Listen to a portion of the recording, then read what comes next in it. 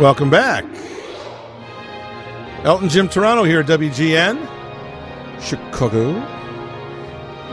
I was at the Blackhawk game on Saturday night, only a few hours ago, and they play a video before the game and talks about the Chicago Blackhawks are the defending champions. And they've got Bill Curtis narrating this little video. They represent a city. They are one goal. I'm Bill Curtis. We've got Mark Vasko on the phone. How you doing there, Mark? I'm doing good. How about you? Well, I'll tell you, I'm doing great. I'm always kind of charged, shot out of a cannon anyway, as I've told people all the time here. This 2 to 5 shift is no big deal for me because I've got insomnia anyway. I would be up, at 2 a.m. I'd be watching Car 54. Where are you right now? When this show starts. So to me, it's 6 of one and a half dozen of the other. But doing a lot better after seeing a great game in person. And as I said at the top of the show, I think that game 6 in 2016 is going to be one of the games where people say, I was at that game. Oh, I don't think there's any doubt about that. That second period, that's about as good as they can play and have played in a long time. Okay, I'm glad you said that because I was wondering, I was there, and, a lot of times you're there, and so, you're caught up in everything. Right. And so a lot of times you're not objective. But I said, I think that was some of the best hockey I've seen this Chicago Blackhawks team play. Not just this team, this current team, but even this team, aside from those, that crazy first, that first Stanley Cup when it was just crazy. But, they just talk about a 180. They played a horrible first period. One of the worst. It was David Copperfield. It was the worst of times and the best of times.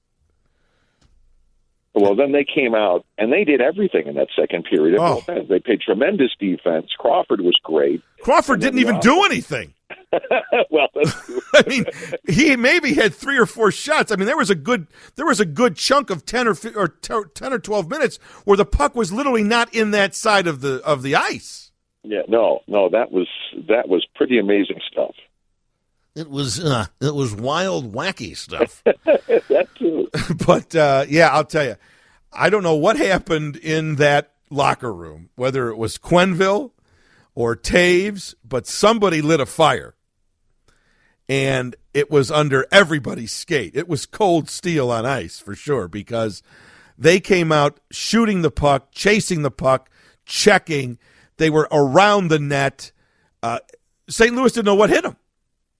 They really didn't know what hit him. Yeah. Well, the captain, he didn't score a goal, but he did everything else. Yeah, he was all over the ice. And you know what also I noticed in that second period? Marian Hossa, for the first time in this series, was all over the ice. He's getting older, and he's been hurt throughout his career, and he's starting to get older, and so he's slowing down a little, and I haven't heard too much about Hossa a lot this whole season, and he hasn't really been a major contributor, but he was all over that net in that second period. Well, and I was happy for him to get the empty netter late in the game, too, because that was not an easy empty netter. No, not at all. But I'll tell you, I was talking to people after the Hawks won in St. Louis the other night, and I said, and I know it's close to elimination. Anything can happen, but that St. Louis had to all of a sudden, after playing very confidently and up 3-1, to lose on your home ice in overtime, and they outplayed the Blackhawks the other night.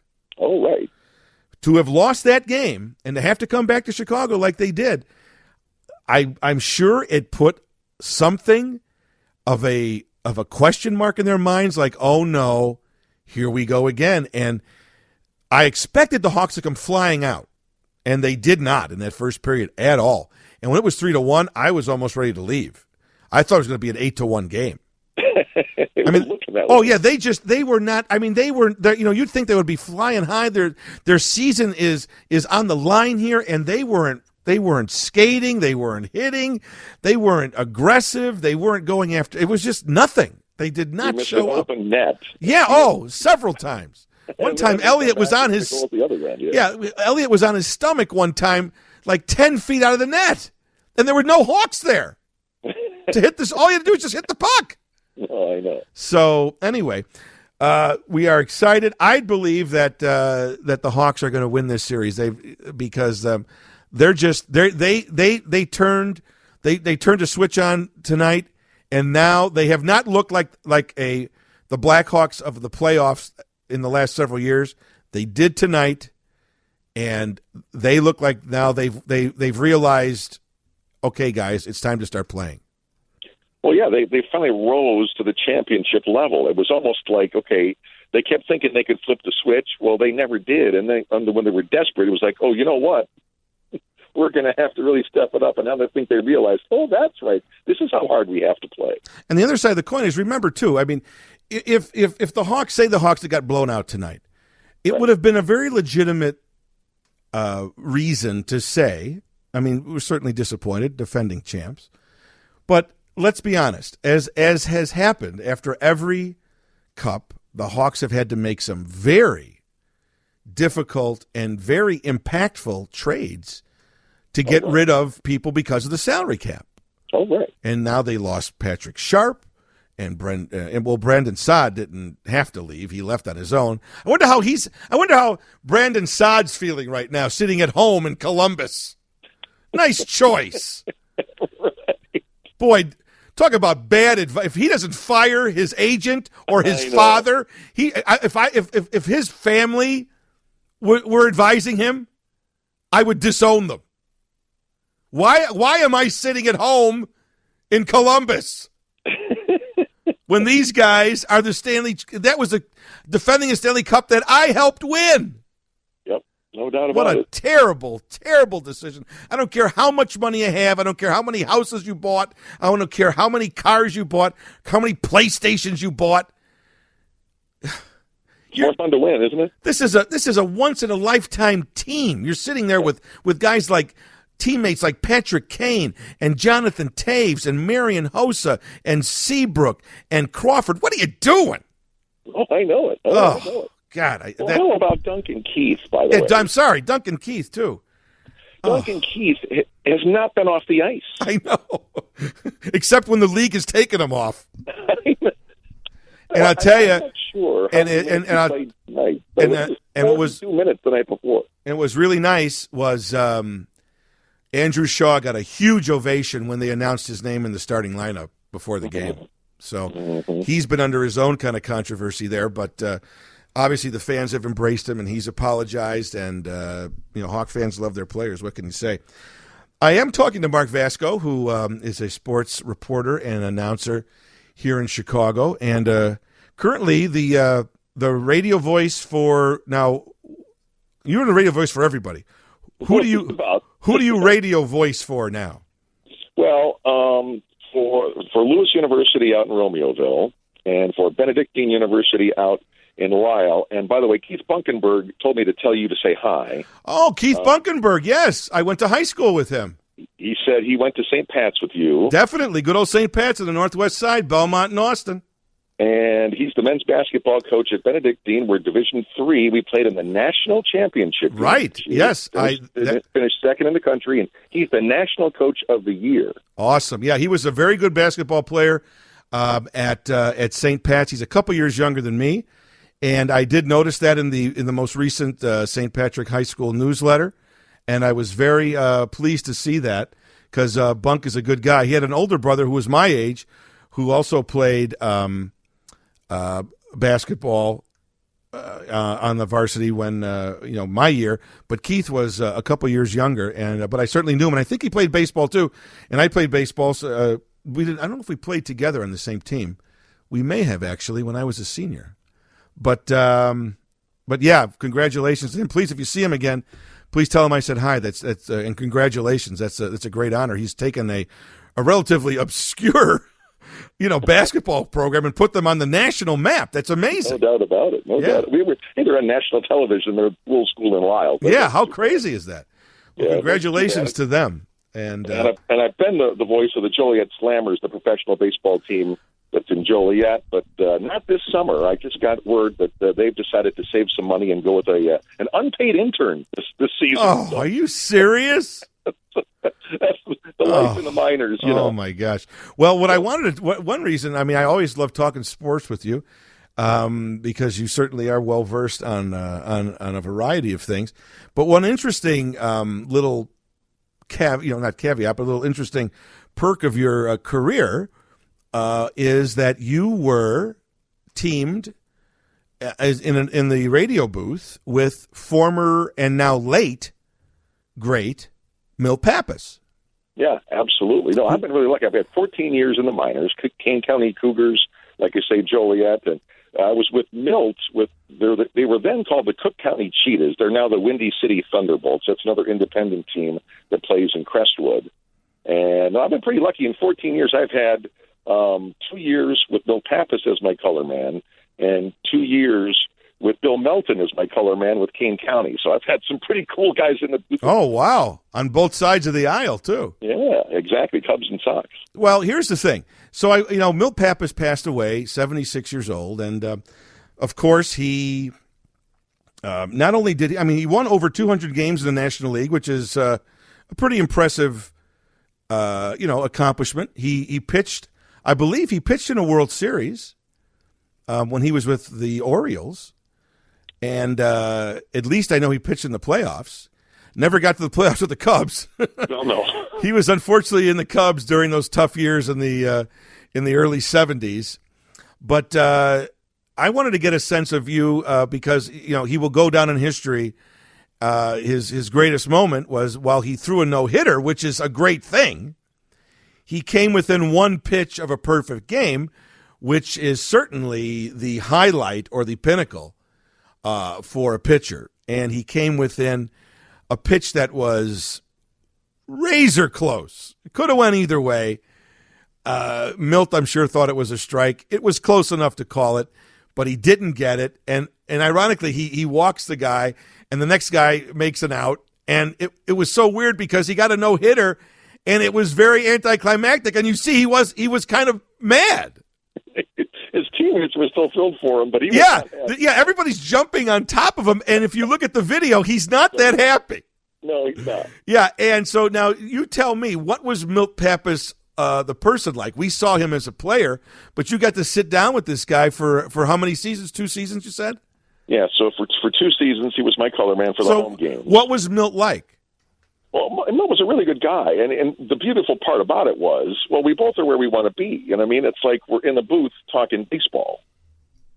So, he was always, in a good mood because, hey, we're at a baseball field. I've heard some things where he could be cranky or this or whatever, but I never saw it with me because, we're talking baseball, and it was pretty cool because, people don't really remember, I think, how good he was.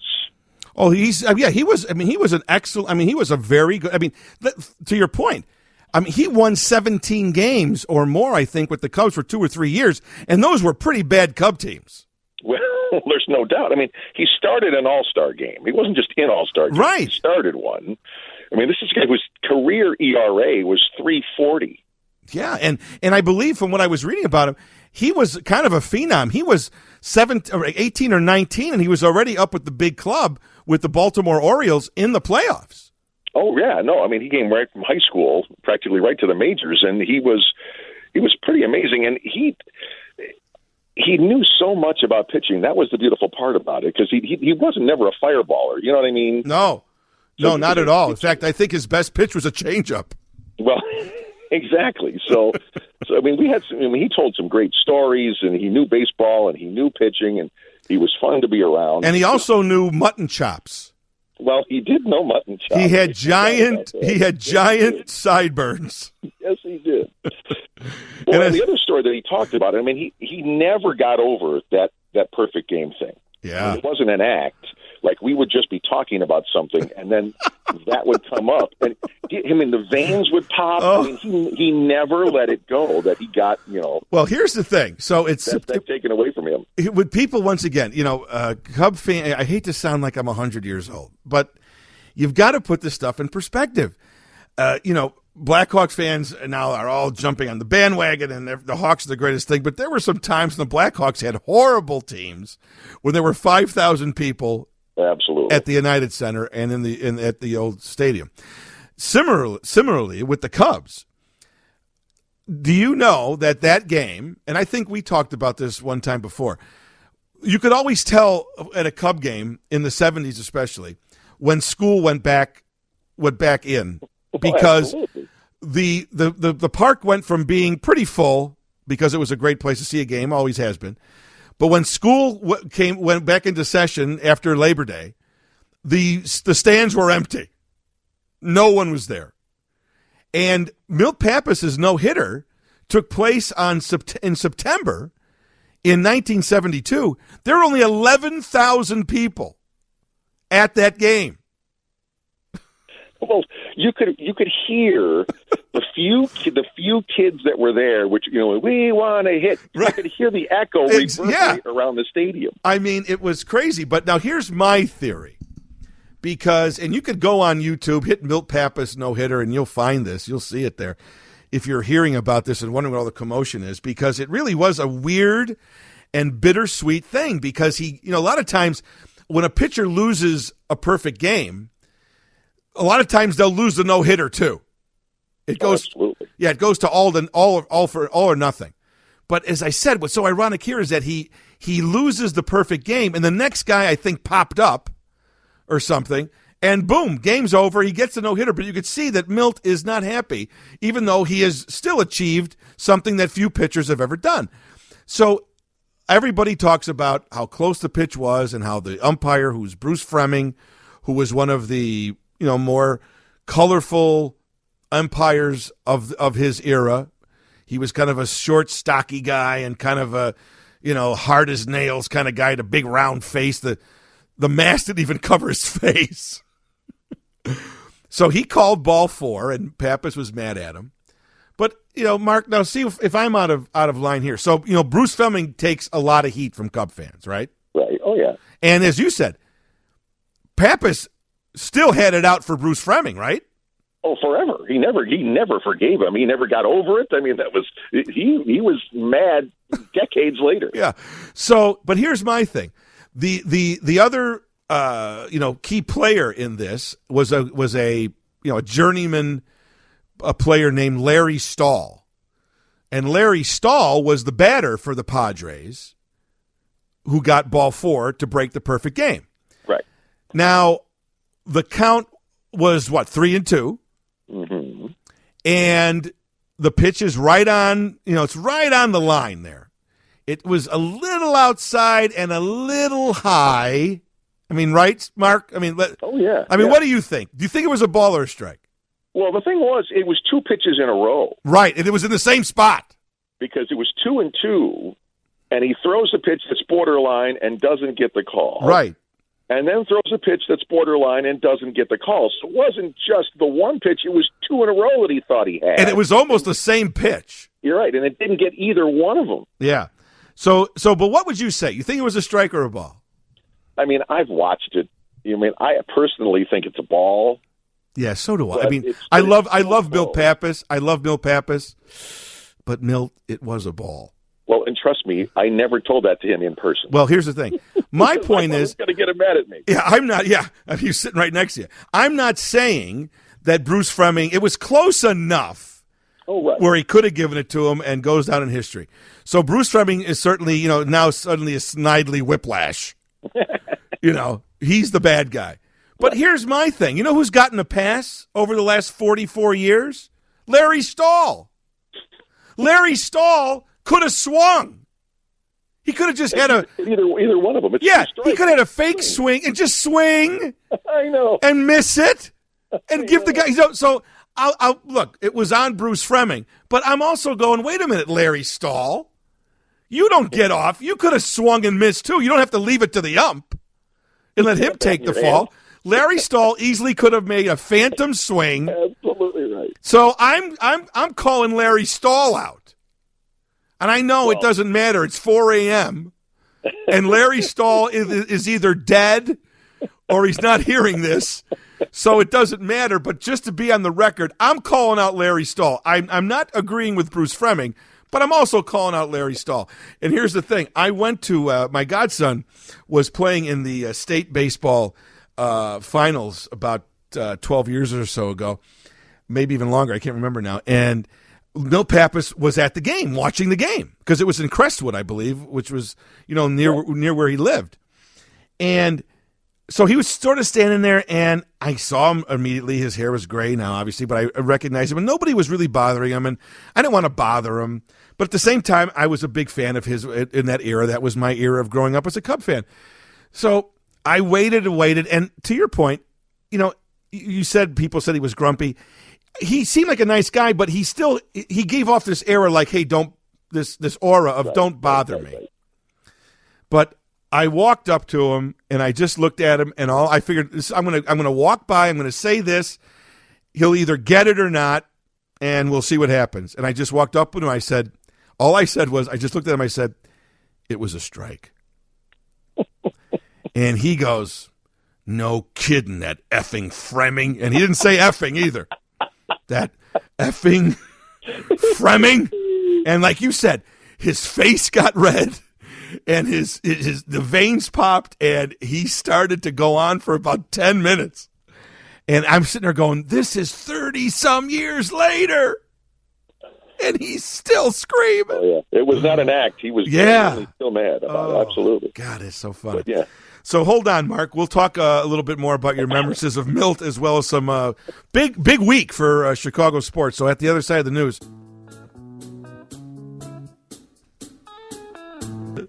When did our daughter grow up? And he sings it every day, all day long. We keep telling him to shut up already. When did our daughter grow? Sunrise, sunset. Anyway. All right, yes. Going to get back to the... What were we talking about? I have no idea. Let me ground this show again. Let me get Mark Vasko back. Are you there, Mark? I am, yeah. Okay, could you bring some grounding to this show, please? It's too late for that. Yeah. Mark Vasko, sports reporter and announcer in the Chicago area, our guest to talk a little bit more about sports. So, Mark, we talked some Hawks, and I did have to say also, I wasn't aware of this guy too much, but he really impressed me tonight. Good old number 14, Richard Panik. Oh, he had an amazing game. Oh, yeah. I mean, he made such a nice dish-off pass to Taves on that tying goal.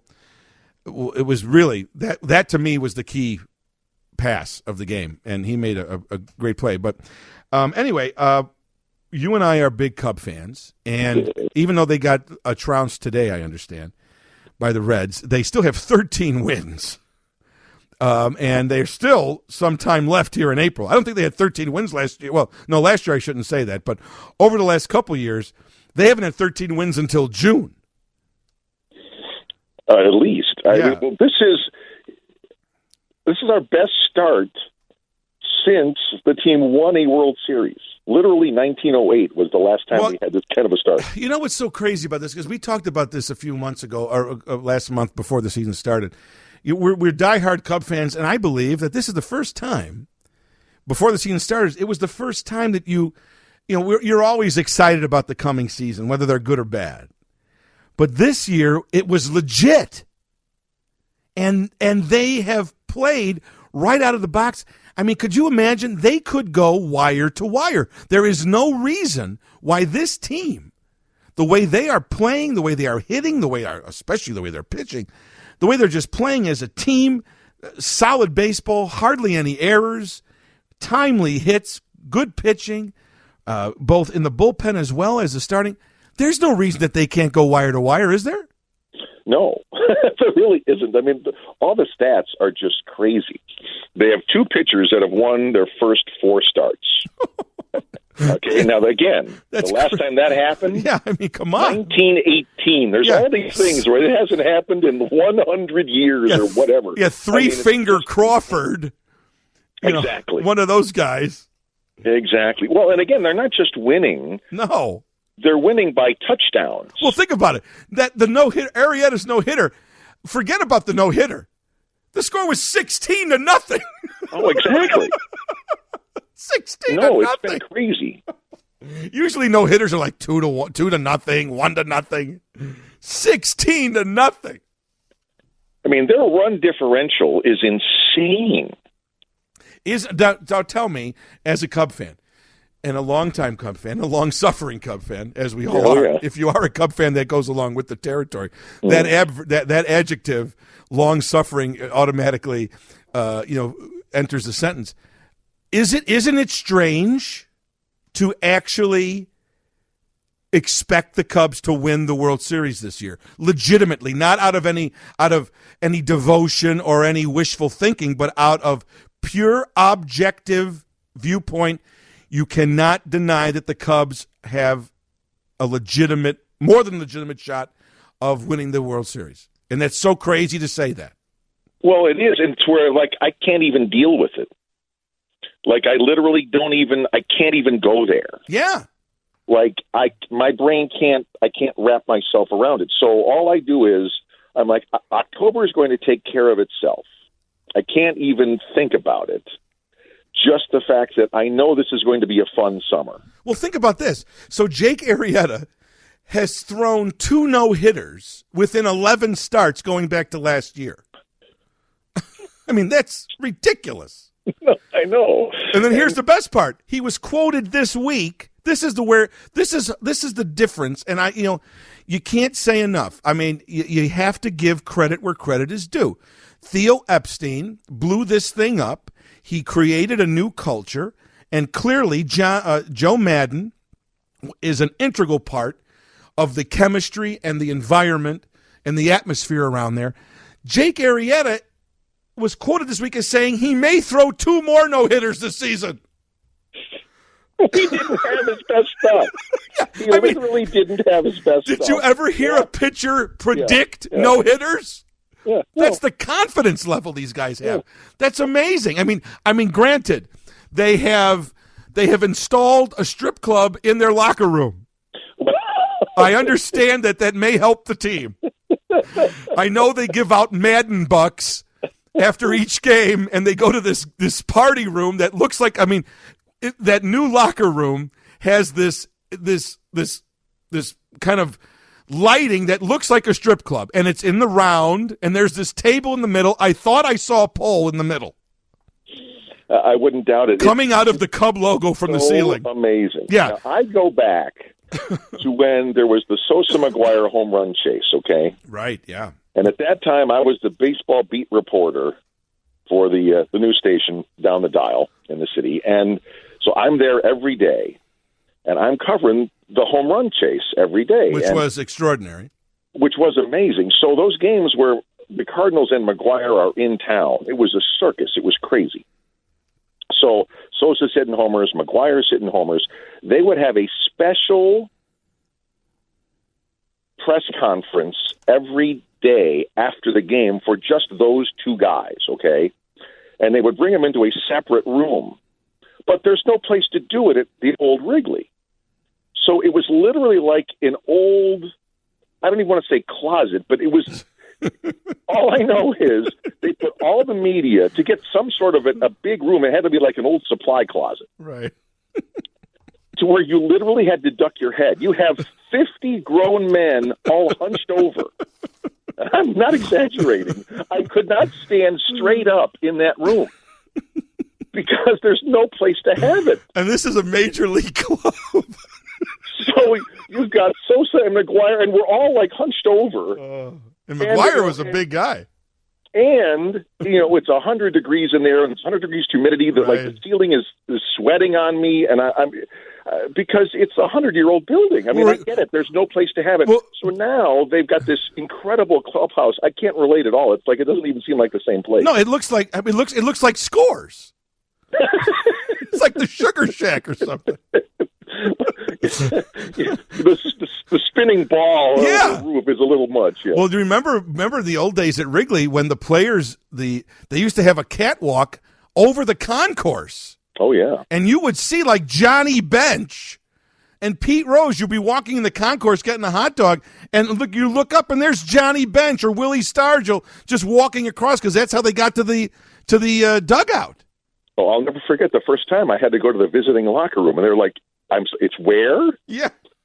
You have to go up all these stairs up a catwalk. That's what I mean. You're looking over people walking underneath you. I'm like, that was crazy. It was. Man, well, I tell you, the fact that they've finally made this like a much nicer place is good for them. Yeah, well, it's going to be a fun season, and I'm watching Cub games now from the very beginning. In fact, I went away for like 4 days over the last weekend. We went to Cape Cod, and I was kind of out of touch with, finding out the scores, and I assumed, well, probably the Cubs came back to earth, Right. And I come home and they're 12-2 or something, and I'm like, whoa, jeez, what is going on here? So, I mean, it's going to be a fun, as you said, you hit it right on the head. It's going to be a fun summer, and hopefully a very fun fall. I guess, like I said, I can't even go there. I'm just I'm going to have fun for the next 5 months, and whatever happens in the 6th month is gravy. Yeah, right. Well, thank you so much. Thank you so much, Mark, for staying up with and coming on today. I really appreciate it, and we certainly will talk again. And thank you for your Milt Pappas memories. My pleasure. His arms weren't the only thing that dangled. So just remember that. I cannot substantiate that one way or the other. Wow, you were in the locker room with him, weren't you? Just the press box. Oh, okay. Take care, Mark. Relaxed, but not that relaxed. Oh, there you go. Take care, Mark. See you later.